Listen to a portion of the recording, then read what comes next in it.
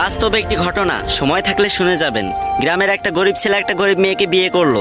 বিয়ের পরে ছেলেটি মেয়েটিকে জিজ্ঞাসা করলো, আচ্ছা তোমার জীবনে কি কোনো স্বপ্ন আছে? তখন মেয়েটি বলল, হ্যাঁ আমার জীবনে অনেক স্বপ্ন, আমি একদিন অনেক বড় ডক্টর হব, কিন্তু আমি যে গরিব।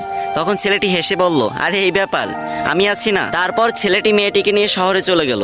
সে প্রতিদিন রিক্সা চালাতো এবং বাসায় এসে নিজেই রান্না বান্না করতো। এদিকে মেয়েটি পড়াশোনা করতে লাগলো। এরকম করতে করতে মেয়েটি একসময় ডক্টর হয়ে গেল।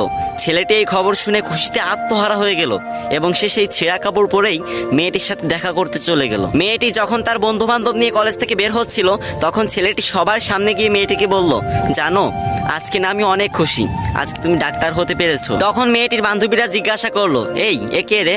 তখন মেয়েটি বলল, আরে আমি চিনি না, হয়তো কোনো ভিক্ষুক টিক্ষুক হবে। তখন ছেলেটি মন থেকে অনেক কষ্ট পেল। ছেলেটির চোখে পানি চলে আসলো এবং সে বলল, তুমি ঠিকই বলেছো। তুমি জানো আমি তোমার পরীক্ষার টাকা জোগাড় করতে গিয়ে ভিক্ষা পর্যন্ত করেছি। আজ তুমি আমাকে চিনতে পারতেছো না?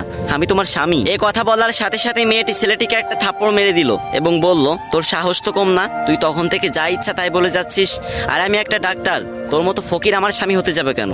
ছি। এরপর মেয়েটির একটি চাকরি হলো, আস্তে আস্তে টাকা পয়সা বাড়ি গাড়ি সবকিছুই হলো, কিন্তু ছেলেটা গরিবই রয়ে গেল। কি বুঝলেন?